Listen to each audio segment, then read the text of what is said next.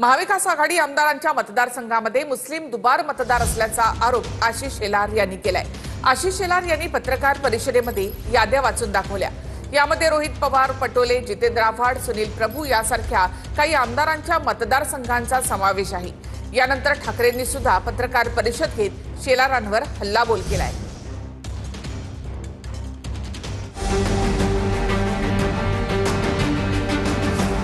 सदोष मतदार यादीवरून पेटलेल्या राजकीय रणसंग्रामात सोमवारी आधी आशिष शेलार आणि नंतर उद्धव ठाकरे यांनी पत्रकार परिषद घेतली। उद्धव ठाकरेंना फक्त मराठी आणि हिंदूच दुबार मतदार दिसतात, मुस्लिम दुबार मतदार दिसले नाहीत का, असा हल्लाबोल पत्रकार परिषदेमधून शेलारांनी केला। शेलारांनी या पत्रकार परिषदेमध्ये रोहित पवार, नाना पटोले, राजेश टोपे आणि संदीप क्षीरसागर, सुनील राऊत यांच्यासह इतरही मतदारसंघातले मुस्लिम दुबार मतदारांची आकडेवारी सांगितली। महाविकास आघाडीच्या आमदारांच्या मतदारसंघातील मुस्लिम दुबार मतदार रोहित पवार, कर्जत जामखेड विजयी झाले 1243 मतांनी, मुस्लिम दुबार मतं 5562। नाना पटोले, साकोली मतदारसंघ विजयी झाले 208 मतांनी, मुस्लिम दुबार मतं 477। संदीप क्षीरसागर मतदारसंघ बीड विजयी झाले 5324 मतांनी, मुस्लिम दुबार मतं 14944।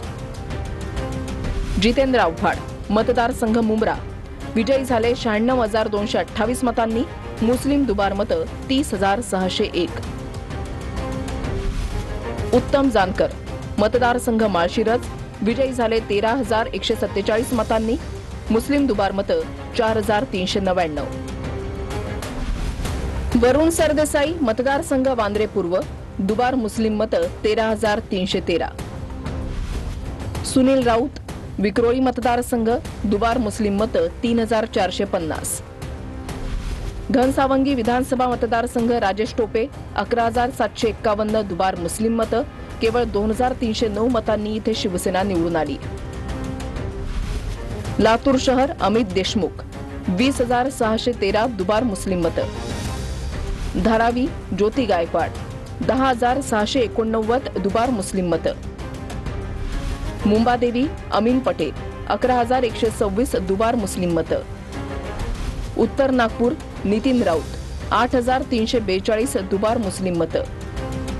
मालाड पश्चिम असलम शेख 17007 दुबार मुस्लिम मतं, ते जिंकले 6227 मतांनी। बाळापूर नितीन देशमुख 5251 दुबार मुस्लिम मतं। दिंडोशी सुनील प्रभू 5347 दुबार मुस्लिम मतं, 6182 मतांनी जिंकले। धाराशिव कैलास पाटील 11242 दुबार मुस्लिम मतं। रोहित पवार निवडून आले कर्जत जामखेड मध्ये 1243 मतांनी आणि मुस्लिम दुबार मतदार किती आहेत त्या मतदारसंघामध्ये 5562। काय करायचं उत्तर देतील? त्यांनी स्वीकारलं आहे की दुबार नोंदणी झालेली आहे, याला धाडस लागतं। आशिष शेलार साहेब, तुम्ही जे धाडस दाखवलं हे फार जबरदस्त आहे, त्यासाठी परत एकदा मी तुमचं अभिनंदन करतो। ग्रेट नाना पटोले साकोलीतनं निवडून आले 208 मतांनी, त्यांच्याच मतदारसंघामध्ये मुस्लिम दुबार मतदार 477। करायचं काय? त्यांना हेच माहित नाही आमच्या भागात मुस्लिमांची संख्याच नाही आहे, त्याच्यामुळे ते हवेत फेकणं त्यांनी बंद करावं। एक हा जो हिंदू मुसलमानाचा जो वाद निर्माण करून या लोकशाहीला कमजोर करण्याचं पाप हे लोक करायला निघालेले आहेत, त्यांनी हे पहिले थांबवावं, आमची त्यांना नम्र विनंती आहे। उद्धव ठाकरेंनी याबद्दल शेलारांचे आभार मानले आणि महाविकास आघाडी बरोबर या विरोधात कोर्टात येण्याचं जाहीर निमंत्रण दिलं। भूमिका ज्या आहेत या मराठी मतदार, हिंदू मतदार आणि दलित मतदार दुबार शोधण्याची आहे आणि मुस्लिम दुबार, अल्पसंख्याक दुबार यांच्यावर पांघरुण घालण्याची आहे। आम्ही कोर्टात जे जातो आहोत त्याच्यात आता हे आशिष शेलारनी पुराव्यानिशी दिलेलं आहे, म्हणजे आशिष शेलारनी देवेंद्रांची तर वाजवलीच आहे, ते सोडून द्या, पण त्यांना जर काही पटलं असेल तर त्यांनी सुद्धा आम्ही जे काही कोर्टात जातो त्याच्यामध्ये भाजपाने सुद्धा यावं आमच्याबरोबर कोर्टात। यानंतर ठाकरेंनी शेलारांच्या पत्रकार परिषदेवर हल्लाबोल केला।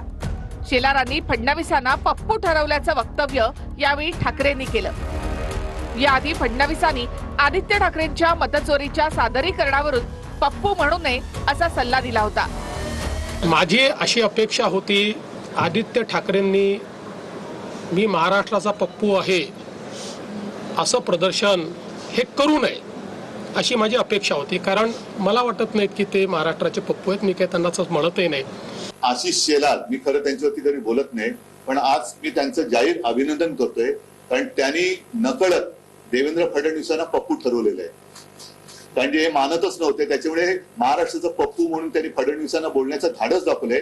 हा त्यांच्या अंतर्गत वादाचा परिणाम हा परिपाक असेल. आपणच पप्पू के पापा आहोत हे आज उद्धवजी ठाकरे यांनी महाराष्ट्रासमोर मान्य करून टाकलं. आमचा देखील दुबार मतदार याद्यांबद्दल प्रश्नचिन्ह आहेत, परंतु उद्धवजी ठाकरे यांचा गजनी झालाय, त्यामुळे त्यांना आता काही आठवत नाही. दिल्लीतल्या पप्पू पासून गल्लीतल्या पप्पू पर्यंत सगळेजण जी भूमिका मांडतायत त्याला बेनकाब करण्याचा आमचा हा सरळ भूमिका आम्ही त्या ठिकाणी मागतो, कारण नकाब घातलेल्यांनाच बेनकाब करावं लागेल.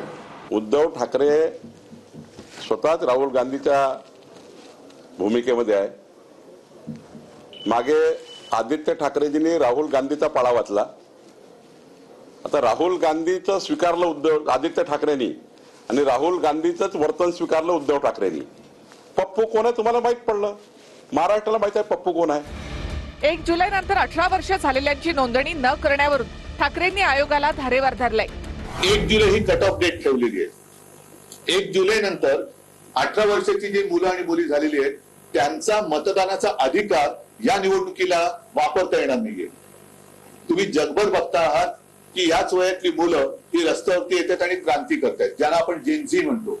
तर हे सरकार जेनझीना का घाबरतंय. आता बोला उद्धव ठाकरेंनी की आमचे खासदार चुकीच्या मतदार यादीने निवडून आले आहेत, हे का बोलत नाहीये. जेव्हा विधानसभेत आमचे आमदार निवडून आले ते वोट चोरी झाली, मतदार यादी दुबार झाली, आणि तुमच्या यादीचं काय झालं 31 खासदाराच्या मतदाराचं. तर मनसेनं देखील या वादात उडी घेत आयोगावर आरोप करत असताना तुम्हाला मिरच्या का झोंबतात असा पलटवार केलाय. आम्ही प्रश्न कोणाला विचारला, निवडणूक आयोगालाच. काय प्रश्न विचारला की दुबार मतदार आहेत, ही मतदार यादी सदोष आहे, ही निर्दोष करा. मग माझा प्रश्न आशिष शेलारांना असा आहे की जर आम्ही प्रश्न निवडणूक आयोगाला विचारतोय तर भाजपला मिरच्या का झोंबतायत, याचं पण उत्तर त्यांनी द्यायला पाहिजे. आम्ही मतदार दुबार मतदार आहेत, हिंदू आहेत का, मुस्लिम आहेत का, जैन आहेत का, अजून कोण आहेत, याच्याशी आम्हाला